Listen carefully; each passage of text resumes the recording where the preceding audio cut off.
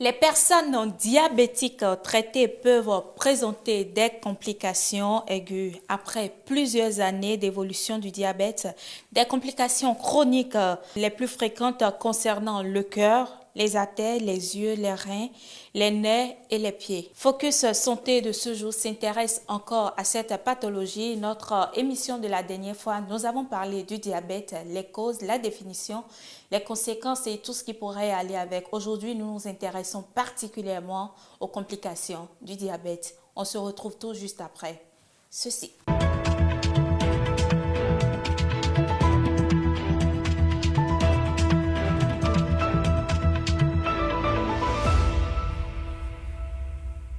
Notre invité n'est plus à présenter. Il s'agit bel et bien du docteur Élisée Bokor. Il est endocrinologue, diabétologue. Bonsoir, docteur.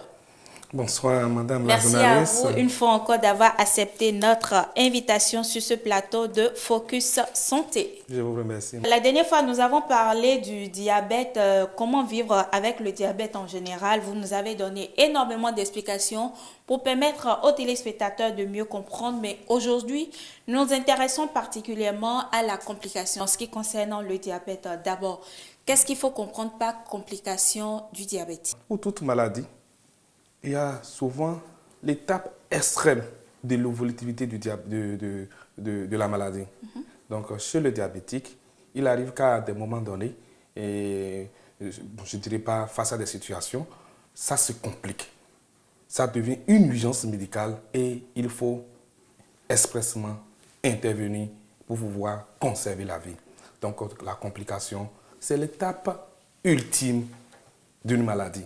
Et dans notre contexte, le diabète. Est-ce que vous pouvez nous rappeler rapidement, nous en avons parlé la dernière fois, quelques causes, quelques symptômes du diabète? En résumé, nous avons dit le syndrome cardinal classique, le syndrome de 2 à 3P, asthénie, amaigrissement, il y a une polyurie, polydipsie et une polyphagie. C'est les signes cardinaux du diabète. Quelle est alors la principale complication due à une hyperglycémie chronique? Alors, je ne dirais pas qu'il y a une principale, mais il y a beaucoup de complications liées au diabète. On les classe en complications. Est-ce qu'il faut comprendre que ces complications peuvent générer d'autres maladies? Absolument. Puisque le diabète est comme une maladie de système.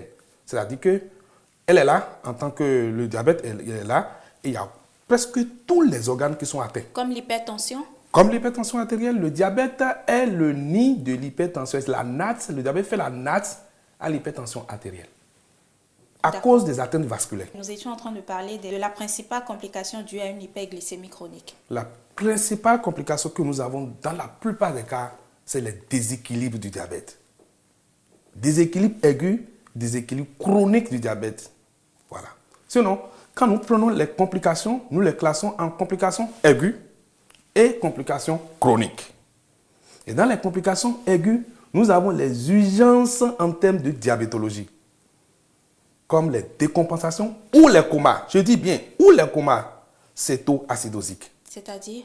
C'est-à-dire, notre hantise, c'est que chez une personne diabétique qui est suivie ou au décours d'une affection intercurrente, c'est-à-dire que la personne est diabétique, il n'est pas bien suivi, il ne suit pas bien, il ne prend pas bien ses médicaments.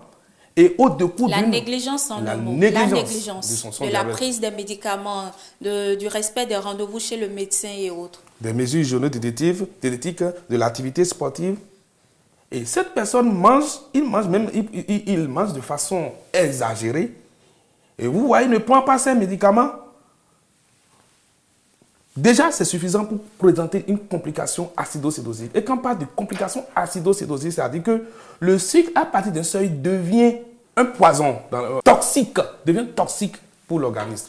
Au lieu que l'organisme n'arrive plus à produire de l'énergie par le repas que nous donnons, nous mangeons, cherche un autre moyen à produire de l'énergie et entraîne. Et ce moyen, c'est les conséquences de cette voie d'atteinte pour avoir l'énergie qui donne les complications cétoacidosiques. D'accord. Alors, tout à l'heure, c'est l'acidité de l'organisme. Vous avez dit que le diabète est le lit de l'hypertension artérielle, tout comme l'hypertension. Quelle autre maladie cela pourrait engendrer? Les maladies cardiovasculaires en général. Tout ce qui peut être lié au vaisseau peut être à la base une complication du diabète ou de l'hypertension. Parce que les deux sont classés dans la facteur de risque du diabète, les facteurs de risque l'un et les facteurs de risque de l'autre.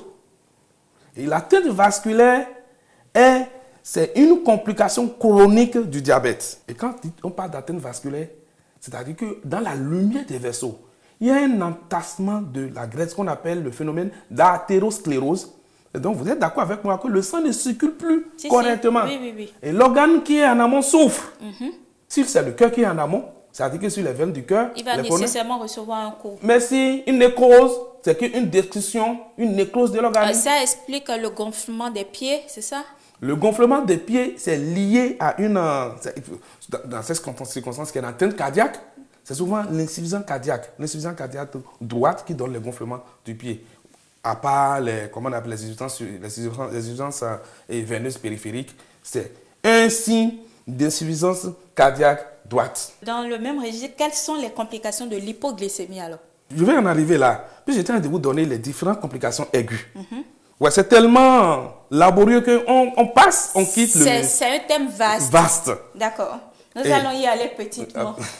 Donc, quand nous parlons de complications, l'ultime, c'est l'acétoacidose. C'est-à-dire que vous êtes diabétique, vous avez une infection urinaire, vous avez le paludisme, vous avez une maladie. Ça vient déséquilibrer ou décompenser votre diabète. Vous comprenez? Et là, c'est une complication aiguë. La deuxième complication aiguë, c'est le coma hyperglycémie hyperosmolaire qu'on observe le plus souvent chez les personnes âgées qui ont des difficultés à boire de l'eau. Quand vous urinez beaucoup, le réflexe, c'est de boire de l'eau. Donc, il rentre en quoi? En déshydratation. Et quand il rentre en déshydratation, le taux de sucre est franche. Il y a une quantité de sucre qui est franche dans le corps, c'est-à-dire que la glycémie supérieure à 5 grammes, avec une difficulté de boire. La personne rentre en déshydratation et fait des complications hyperglycémie, hyperosmolaire. Troisième type de complications, c'est les comas ou la décompensation ou coma hypoglycémique. D'accord. Et la dernière, qui est liée aux médicaments, c'est le coma acidose lactique. Ça, c'est les complications aiguës. Maintenant, il y a les complications chroniques. Chroniques, d'accord. Oui. Et dans les complications chroniques, c'est classé en deux. On parle de macroangiopathie diabétique et de microangiopathie diabétique. Bon, les gros mots là, vous allez nous expliquer ça parce que moi-même, je ne me retrouve pas. Macroangiopathie diabétique, c'est l'atteinte des gros vaisseaux du corps. D'accord. Le diabète est comme une maladie du système, ça prend tous les organes. Ouh là là. Oui, tous les organes. J'allais vous poser la question. Les complications, tous les yeux. Je vais vous donner la classification. Donc, le diabète, il est là, il atteint tous les organes dans l'évolutivité, dans les complications chroniques. Atteinte des gros vaisseaux. L'accumulation de graisse dans la lumière des vaisseaux entraîne en amont une souffrance cellulaire ou la myélisation des vaisseaux. C'est-à-dire que les vaisseaux deviennent rigides. Donc la quantité de sang le débit sanguin que ces vaisseaux devraient donner pour les organes, il n'arrive pas. Donc dans les macroangiopathies, un diabétique sans être hypertendu peut faire un AVC. Un diabétique sans être hypertendu peut faire un infarctus de myocarde sans douleur. On parle d'infarctus de myocarde silencieuse. Il meurt dans son lit. Simplement dans son lit.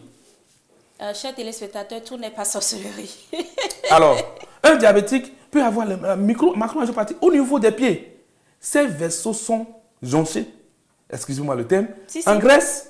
Et empêche le sang de bien circuler, d'aller au niveau périphérique et une plaie peut apparaître. On parle de mécanisme artériopathique. Mais on dit, nous entendons généralement dire qu'un diabétique ne doit pas se laisser, il ne doit pas avoir la plaie, c'est-à-dire il ne doit pas être blessé. Mais là, vous êtes en train de parler de la plaie. À cause de ces phénomènes. Le phénomène qui entraîne qu'il y a une mauvaise vascularisation fait que la plaie ne cicatrise pas, vous comprenez? D'accord. Voilà, donc c'est le sang qui amène les nutriments, c'est le sang qui amène l'oxygène, c'est le sang qui amène tout, du cœur au pied. C'est-à-dire, tout ce qui pourrait permettre à la plaie de cicatriser ne marche plus. On parle d'athéropathie, oblitérante des membres inférieurs. Et là, comment est-ce que vous faites la prise en charge? Est-ce qu'il faut systématiquement amputer? Difficulté de prise en charge dans nos contextes, du fait du plateau technique qui est insuffisant. Sinon, dans les pays développés, nous faisons le pontage. C'est quoi le pontage? C'est-à-dire qu'on rentre c'est les gros vaisseaux, vous êtes d'accord avec moi? On rentre dans le vaisseau et on débouche, en termes simples. On débouche, on enlève ce qui empêche, ce qui bloque le passage du sang. Quand le sang va commencer par venir, la plaie va devenir rouge, le bourgeonnement va commencer et vous allez voir la cicatrisation. C'est le mécanisme artéritique de l'atteinte des vaisseaux au niveau périphérique, au niveau des pieds. Où on fait la révascularisation. Là où c'est gâté, nous prenons un lambeau de vaisseau et on pique en aval et en amont et vous voyez le sang contourne et revient. Est-ce que c'est toujours cela qui fait que ceux qui sont diabétiques et qui ont des plaies, ça pue parfois? Vous voyez certains... Deux mécanismes dans ce que vous venez de dire. Oui. Soit la puanteur est peut-être due à l'infection des tissus ou est due dans le corps, dans pas le de corps, la plaie. de la plaie. De la plaie. De la plaie. D'accord. Vous êtes d'accord? Okay. Ou lié à la nécrose. Et la nécrose est liée à l'ischémie, c'est-à-dire une diminution d'apport de sang en périphérique. Une souffrance cellulaire. Vous comprenez? Donc, deux choses. L'infection, l'apport de sang qui en manque. Donc, vous voyez, les complications sont vraiment vastes. Quand vous prenez au niveau vasculaire, j'étais au niveau des macros. Je tiens bien le fil. Au niveau des macros, j'ai bien dit. Le cerveau, l'AVC, le cœur, infarctus du myocarde, silencieuse et au niveau périphérique, l'atteinte des grands vaisseaux qu'on appelle sous le terme de AOMI, c'est-à-dire artéropathie oblitérante des membres inférieurs. Quand les petits vaisseaux dans le corps sont atteints, qu'est-ce que nous avons? L'atteinte des yeux, rétinopathie diabétique. Donc, tout patient diabétique qui ne se suit pas, qui ne prend pas les médicaments, qui ne respecte rien, en un peu de temps, va développer une rétinopathie diabétique et va devenir... Vous comprenez? Il y aura une cécité complète. Il va perdre sa fonction. Il ne va plus voir. Il ne va plus rien voir. Rien voir. Même avec les lunettes. Même avec les lunettes. Deux types d'atteintes au niveau de l'œil. Le diabète peut donner la rétinopathie diabétique. C'est une atteinte de l'œil qui finit par la cécité. Dans les microvasculaires, ce n'est pas fini. Vous allez aussi constater que les patients diabétiques finissent par avoir une atteinte rénale. C'est un problème capital. Le rein. Ils rentrent en insuffisance rénale. Ils sont 4 fois plus assujettis à faire une insuffisance rénale qu'une personne normale. Quand vous avez une insuffisance rénale à la phase terminale, c'est-à-dire que vous êtes obligé, c'est-à-dire une néphropathie diabétique à la phase terminale, donnant une insuffisance rénale à la phase terminale, vous êtes obligé de passer à la dialyse. Et vous comprenez avec moi que le diabète n'est plus une affaire d'une seule personne. Oui. C'est multidisciplinaire la prise en charge du diabète. Le cardiologue pour le cœur, l'ophtalmologue pour les yeux, le néphrologue pour les reins, parce que le diabète atteint tous ces organes. Le chirurgien pour les pieds diabétiques, vous voyez, un diabétique a presque tous les médecins. Tous les médecins et le diabétologue est au milieu et fait la synthèse de toutes les complications avec le diabétique. C'est ce qui fait que nous demandons le bilan de complications. Le malade diabétique doit se faire suivre. Il doit consulter son médecin obligatoirement. Et nous, on rentre dans la prévention. Nous demandons en même temps le bilan des complications pour voir à quel moment nous sommes par rapport à l'évolutivité de la maladie. Est-ce que les complications sont déjà proches? Est-ce qu'il y a déjà un début de complications? Il y a un traitement que nous mettons. D'accord. Vous voyez? Oui. Voilà. Donc, complications aiguës, complications chroniques, dents chroniques, microangiopathie, atteinte de l'œil, atteinte de rein, vous voyez, et les neuropathies, puisque vous avez parti, qui sont classées en deux. Les neuropathies périphériques et les neuropathies autonomes. Les périphériques, c'est ça que nos parents disent. Aphoquatrie, excusez-moi. Je ne comprends pas vraiment. En fait, au niveau périphérique, comme nous sommes à Porto-Novo, nous sommes aussi assujettis, on est obligé de comprendre la langue pour pouvoir bien écouter et comprendre ce que nos patients nous disent. Aphoquatrie. D'accord. Un peu comme les brûlures. Ça me brûle. D'accord. Ça me picote. Il y a quelque chose qui me brûle dans le corps. Tout le corps me brûle. Aphoquatrie, c'est-à-dire qu'il n'y a plus de sensibilité. Il y a une diminution de la... On parle d'hypoesthésie cutanée. Et là, beaucoup commettent l'erreur d'aller se retrouver dans des couvents, soit disant que c'est la sorcellerie et autres. Ils cherchent les moyens qui n'ont pas leur existence. Le pied est tellement... La sensibilité au niveau du pied diminue tellement que, je vous dirais que j'ai déjà vu un patient diabétique qui s'est fait broyer complètement ses orteils. Et c'est une autre personne qui vous dit, monsieur, votre pied est en train de saigner, sans avoir aucune douleur. Il n'a pas ressenti... Il n'a pas ressenti la douleur. Le pied, sur moto, est rentré dans, comment on appelle, la roue, et s'est complètement broyé. Et ça saignait. Il ne savait pas, Il ne il n'a savait rien pas. ressenti. Oui, c'est une hypoesthésie complètement cutanée. Et quand nous prenons la neuropathie, ce n'est pas seulement ce que nous ressentons, la chaleur. Il y a la neuropathie autonome. C'est-à-dire que la personne peut faire une infection urinaire sans s'en rendre compte. La personne peut avoir des constipations. Les constipations seules suffisent pour avoir un décès chez un patient. Parce que qu'est-ce qui se passe?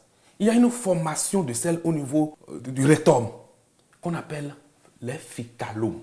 Les selles sont tellement dures, c'est que ça séjourne dans le gros intestin et sont tellement durs que le diabétique est incapable d'aller à la selle. Et dans ces circonstances, vous êtes obligé de faire le lavage pour vider. C'est la gastroparésie. C'est ce que nous ressentons au niveau périphérique, la tête nerveuse que nous ressentons au niveau périphérique, c'est sa manifestation au niveau autonome, c'est-à-dire au niveau des intestins qu'on voit de cette manière. Vous voyez? Et difficulté à aller à la selle, ça devient urgent, il court dans tous les sens, il est agité, il n'arrive pas, c'est compliqué. D'accord. Avec tout ce que vous venez de citer, quelle est la forme la plus grave? Ils sont autant qu'ils... Les formes aiguës engagent le pronostic vital. Ça, c'est le thème que nous utilisons. La forme aiguë. Les formes aiguës. Les formes aiguës sont au nombre de 4. Ok. Allez-y. Le coma, la décompensation ou le coma cétoacidosique. La décompensation ou le coma hyperglycémique, hyperosmolaire. L'hypoglycémie et la complication est acidose lactique. Donc, quand vous avez une hypoglycémie, vous êtes d'accord avec moi, madame la journaliste, que si dans les quelques minutes, on ne vous apporte pas de sucre, vous mourrez. Oui. Quand vous êtes en complication aiguë, hyperglycémie, la mortalité de cette complication, c'est souvent chez les personnes âgées qu'on a, est très élevée. Le décès vient aussitôt. En parlant de personnes âgées, aujourd'hui, nous constatons que de plus en plus, il y a beaucoup de jeunes qui souffrent de cette pathologie-là. Vous êtes médecin, vous avez l'habitude d'en recevoir dans vos centres. Quelle est la tranche d'âge? Nous payons le lourd tribut. C'est toujours l'adoption des... L'habitude européenne qui est arrivée en Afrique. Exactement. Ça, nous gavons nos enfants. Tout le monde veut copier. Nous gavons nos enfants. Nous donnons de lait de vache à des âges très tôt. Vous voyez? C'est un facteur de risque. Oui, mais en parlant de lait de vache, docteur, il y a certains enfants, quand ils viennent au monde, c'est-à-dire la maman, elle n'est pas en bon état pour pouvoir donner le lait maternel à cet enfant-là. Qu'est-ce qu'il faut faire dans ce cas-là? Ça, c'est un cas de figure parmi tant d'autres, oui, qui est vraiment rare. Oui. Mais vous êtes dame, vous venez d'accoucher. Vous avez le lait maternel qui est l'aliment le plus équilibré au monde. Vous laissez le lait maternel, vous commencez par gaver votre enfant avec le lait de vache. Ce n'est pas le lait de vache. Ce que nous achetons, nous donnons à nos enfants le lait maternel, le lait infantile, ce n'est pas de la vache. Vous voyez? Donc vous sensibilisez l'organisme de l'enfant à une sécrétion d'insuline un peu plus poussée dès le bas âge. Et donc vous rentrez dans l'insulino-résistance. Et nous sommes en train de remarquer que de nos jours, entre 5 ans et 7 ans, les enfants sont obèses. Le diabète de type 2, qui est un diabète qu'on remarque chez les personnes âgées, nous avons commencé par voir, remarquer et constater chez les enfants maintenant. Ce n'est pas un plaisir d'avoir un enfant gros. Ce n'est pas un plaisir d'avoir un enfant qui a de l'embonpoint. Et c'est ça, il y a même des appellations. Apouchou. Ouais. Oui. Apouchou, oui. Oui. Et ça fait plaisir. Mais c'est un facteur de risque déjà pour l'enfant. Parce que la base, c'est quoi? C'est l'obésité, madame la journaliste. L'obésité, le surpoids. Cet enfant a déjà l'obésité, il a le surpoids. Un enfant de 15 ans, normalement, quel doit être son poids normal? Le poids d'un enfant de 15 ans doit être autour de 30, 35, 40, comme ça. En réalité, les enfants doivent être encore plus maigres. Dans la norme des choses, on ne doit pas les voir trop gros. Une jeune dame doit être encore moins 28 kilos, 30, 35, au plus 40 kilos. D'accord, docteur.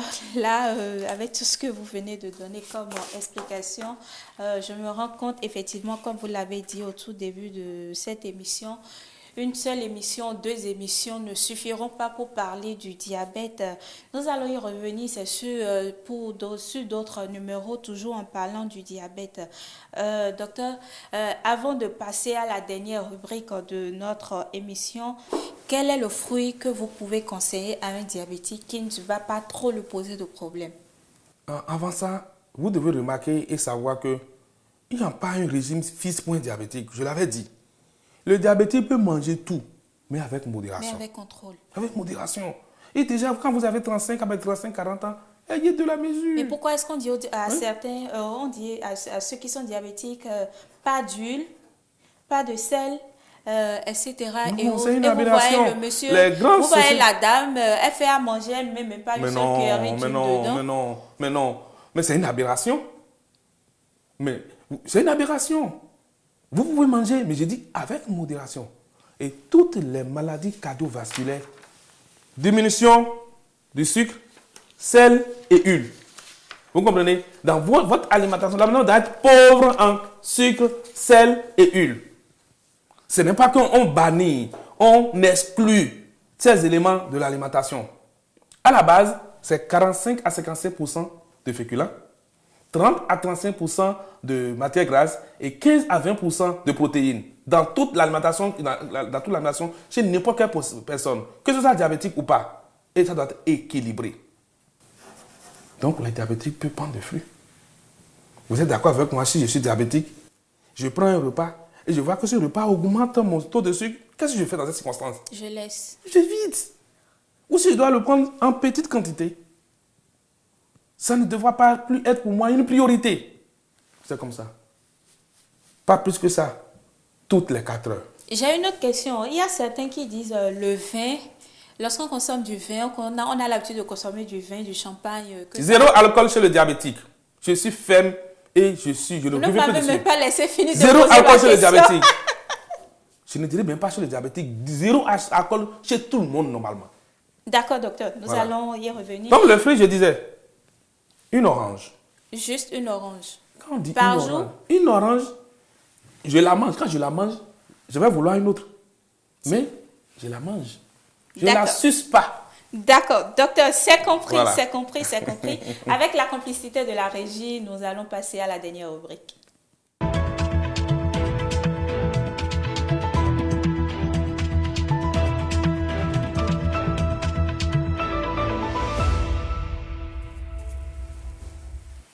Les complications du diabète, docteur Élisée Bokor, votre mot de fin à l'endroit de nos téléspectateurs qui nous suivent. Il faut que la population soit informée. Les individus lambda doivent savoir que le diabète, c'est un véritable problème de santé publique et que les chiffres sont alarmants, évoluant de façon exponentielle. Activité sportive, régime alimentaire adapté. Vous voyez, vous devez vivre en harmonie avec vous-même. Évitez les états de stress. Le stress seul peut donner, au fil du temps, le diabète. Le stress seul. Le stress. Le stress agit dans tout ce qui est maladie endocrinienne. C'est pour la tension qu'on connaissait. Là, maintenant, le stress. Le stress, cette stress sécrète les hormones de contre-régulation, les catécholamines, et qui sont pourvoyeurs du diabète et de l'hypertension artérielle. Vivez heureux. Vivez, cherchez l'environnement où vous devez rester et être en harmonie avec vous-même. D'accord, merci beaucoup, docteur. Chers amis téléspectateurs, il est important de contrôler son alimentation, de suivre des traitements adéquats pouvant améliorer le quotidien du malade. Tout dépend également de votre type de diabète. Quand on souffre, par exemple, de diabète de type 2 et que l'on est en surpoids, la perte de poids peut parfois normaliser la glycémie. Il est donc important d'avoir une certaine rigueur sur le suivi de la santé pour profiter des meilleurs jours qui nous sont accordés par Dieu le Père. Merci de nous avoir suivis et à la prochaine pour un tout nouveau numéro.